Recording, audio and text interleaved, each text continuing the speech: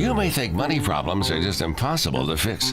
Get sound advice with Dave Ramsey 1 to 4 weekdays, followed by certified financial planner Jason Qualls at 4. Rutherford Issues with Brian Barrett on FM 101.9 and AM 1450 Murfreesboro, FM 100.5 Smyrna. Listen and watch at wgnsradio.com. Rutherford Issues powered by Middle Tennessee Electric, who offers more than just electricity. MTE's community outreach team collaborates with schools, parents, and students to create engaging learning experiences. MTE, serving to make life better since 1936. Today, our conversation centered around Rutherford County PAWS, the Pet Adoption and Welfare Services here in Rutherford County. And Sebastian Jordan is here and going to introduce you to a new friend here from PAWS. Good morning. How are you? Good. How are you doing? Doing really, really good.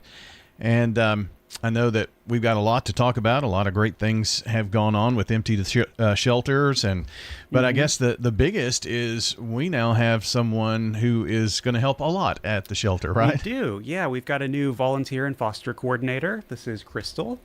How are you doing? Good. Good. Crystal Vineyard, right? Yes. All right. And how long have you been there? Just a few weeks? Just a few weeks. This is my 3rd week, so I still have a little bit to learn, but I'm really excited.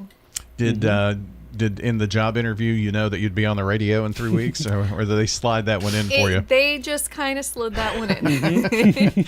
Yep, that's usually how it works. Yeah, so, but we're glad to have her here. I bet, yes, and we are glad to have you here on the show, and I'm sure once you get your feet wet, you'll be doing all kinds of great things. So what was your background before this? Have you always been interested in animals and stuff like that? I have always been interested in animals. My background is a little bit kind of pulled me in different directions. I kind of started out with animals. I started out working at veterinary hospital, working at a kennel. From there, I kind of moved around, went into academia, did a little bit of wildlife work, and it eventually took me to Florida, where I worked in the Florida Park Service for a while. And before I left Florida, I was a volunteer coordinator there. So now I'm kind of using the different kind of backgrounds I've had with the animal interest and experience and the volunteer coordinator. And so I'm hoping that I can do a lot of good things at PAWS. Gotcha. So from Florida to Rutherford County, was that your trek? Yes. Well, I kind of followed my husband up here. Gotcha. Well, yeah. I mean, that usually is one of those things that happens. Someone's following someone, yes. Right? During all of that. So where about in Florida were you? I lived a few different places in Florida. Before I left, I was in Okeechobee County. Okay. Is that one of the areas that was impacted by any of the storms? They definitely got some wind, but it is pretty inland, so minor compared to a lot of the coastal cities. Gotcha. Any reptiles you had to deal with down there? A little bit. I wasn't moving anything, but I definitely saw quite a bit of alligators, my fair share of snakes. I did assist in moving a diamondback, but it was kind of like a training scenario. I didn't really have to put it in practice most of the time. Most of the time it was just a look, but keep your distance kind of teaching of people.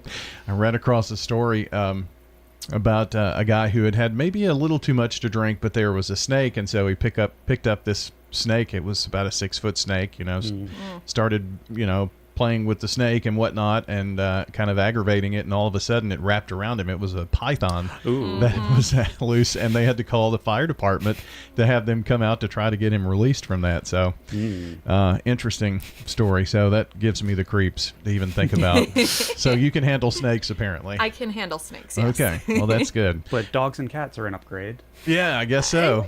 I mean, you can kind of see their facial expressions. It's a little nice. You get a little more warning in some areas, but they are mammals, so they give you warnings, but you also got to really read those signs, where I feel like snakes, it's one or the other. They look at you, they're either playing dead, they're trying to run away, or they're telling you they will bite you if you get too close. Very, very true. So any roosters that you've had to deal with? I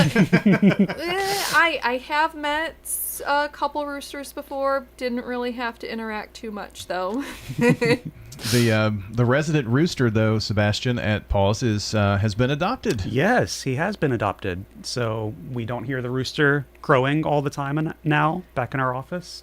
Well, So how do you know when it's daylight or dark or whatnot? we have to just figure it out. We do have a window, which is pretty good. Yeah, that helps. That helps. So I'm glad that the rooster found its home. What was his name? Do you remember? I don't remember. I don't remember. Yeah, the rooster. We'll Yeah, call him the Rooster. rooster. Yeah. So, Crystal, I know the volunteer coordinating is part of your wheelhouse, but adoption, I think those two kind of go hand in hand. Definitely. I mean, sometimes people who volunteer or foster end up adopting some of the animals that they're taking care of. Yeah. It's called a foster fail. Yes. So when you look at the shelter, what kind of drew you to PAWS and what they do there to become their new volunteer and a pet adoption coordinator? Well, PAWS does a lot of great things for the community. They're taking care of the pets who don't have homes for one reason or another. But they do a lot of other great things, such as the spay and neuter program for Rutherford County residents. Free spay or neuter. Sometimes it's booked up because a lot of people take advantage of it, but they also offer microchipping and rabies vaccinations. And I think that having those programs there does a lot in ways of reducing the unwanted pet population. Which is, I guess, always a concern, and as we grow, it's going to be more of a concern here in this community. Mm-hmm. Yes. So, let's see. One of the big things that we talked about last time you were here, Sebastian, last month was the pet adoption or empty the shelters. And how did that go? Very well. So that one, it's a quarterly event. This one ran from the 1st to the 15th, and that is sponsored by Bissell Pet Foundation, where they pay for the adoption fees so that we can waive all of those. We had, in that time frame, 53 adoptions, which is very good. Yeah, that's great. I think on average, we usually hit about 10 per week on a non-event basis, so that was significantly more. So that was in 2 weeks, right? Yes. Yeah. 15 days. Yeah. So you say every quarter. Will there be another one before the end of the year, or is it? Yes, there okay. will be. We don't have the hard dates on that yet, but Okay. there should be another one later in the year. All right. Not to promote the fact of, getting a pet as a gift or whatnot, but we do see that happen at Christmas time. So I'm sure there's maybe a little more education that goes into that before pets are adopted around the holidays. Yeah, that, and obviously this month with October, I think it's actually Black Pet Awareness Month. Watching out, because there's a lot of people that will adopt, black cats or not adopt black cats in October for superstitious reasons or whatever. I gotcha. Well, so that doesn't mean, even though the Empty the Shelters has ended with the Bissell Foundation, you're still doing adoptions. We are still doing adoptions. We still have plenty of pets that need homes.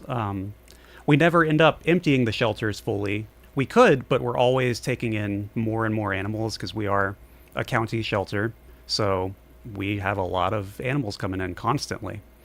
Do you have a lot of people who will come in if their pet is missing and ask? Yes, Okay. we get a lot of people. So we'll hold stray pets for a period of time. A lot of people will come, walk back into the stray area and look for their pets. We also, when we intake strays, we'll put them online. We'll take their photo, and that is updated very quickly. Within minutes, that'll be online, rutherfordcountytn.gov/paws, and you can click the stray animal page. So people can check there and see if, they have recognized their missing pet. And I'm sure that the little microchip is checked, right? Yeah, we check the microchip. We've got scanners all over the place. A lot of pets end up not being microchipped, though. No. So take advantage of that. Absolutely. We offer $15 microchipping, low cost. And, when we do events, if you adopt, it comes with the microchip. Okay.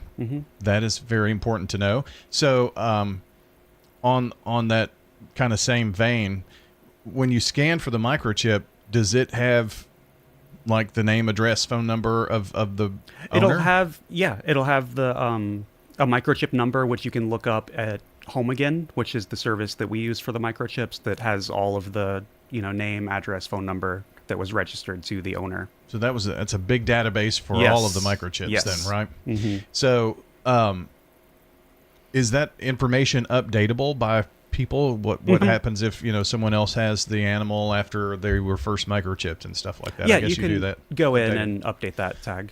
Very good to know. Yeah. So I don't know why that popped into my mind, but I got to thinking about stray animals. I have, not only are ours microchipped, but I have the little air tags or air. What do they call those on air the tag, collar? I think. Yeah. So those are pretty handy to have too, in case one kind of strays away in the neighborhood or Yeah. whatnot. So, But it is good to go in and update that every once in a while. I Yeah. actually haven't updated the address on my microchips for my cats since I have moved. So something to think about. yeah, isn't I it? need to do that. Thank you for the reminder. So I know we've got a few minutes left here. We're talking with Rutherford County PAWS, Sebastian Jordan and Crystal Vineyard joining us today. Cold weather is here. We've had a little bit of frost, and that kind of gets us close to what could be a cool winter. And any tips for the pet owners out there? Yeah, really quick. Should go over a couple. A good rule of thumb with the colder weather is if it feels too cold for you, it's going to be too cold for your pets. They will get colder quicker. They're more susceptible to hypothermia, frostbite, especially with the wind chill. So you want to kind of mitigate their time outside and be careful with that. And those outdoor pets, I would assume, Yes. you want to make sure they have a shelter. Yeah, make sure they have shelter, free from drafts. A really cheap, quick way to give them shelter is either like a plastic tub or styrofoam cooler, and you can stuff that with straw or towels or something. And Just kind of turn it upside down. Yeah, or that'll whatnot? retain heat in there for, outdoor pets, stray pets, community cats, barn cats, things like that. Yeah. Just giving them a place to stay. And you want to, especially when it gets below freezing, be checking water sources pretty regularly to make sure those aren't freezing over, keeping a fresh supply of water. Good tips there. And Crystal, while we have just a moment to talk a little bit about volunteering, I'm sure you're always looking for volunteers, so maybe a pitch to have folks who are interested in helping out come by. We definitely are. I would say the first big tip is to take a look at our website. If you take a look at our website, there actually is a lot of information about PAWS there, who we are, what we do, and what our volunteers do. It's kind of like an orientation set up, and it gives you a lot of information there about how you can volunteer if you're under 18, and everything like that. And at the bottom, it'll have an application. And you start with that. That's kind of step one. And then the next step would be getting a hold of me. I'll kind of read through the different applications and reach out as well. Sounds good. I guess you've met the Cat Man, right? I have met the Cat Man. A staple at PAWS. He's been on the show a couple of times. So it's good to have volunteers that are that committed to. It's great. Absolutely. Yeah. So Rutherford County PAWS, and it's rutherfordcountyn.gov/PAWS, right? Yes. The website. Yep. Very good. Thanks for stopping in today. Yeah, thanks for having us. We've been visiting with our friends from Rutherford County PAWS. The current federal government is actually going $1 trillion deeper in debt every 100 days. That's why thousands are turning to Gold Coat.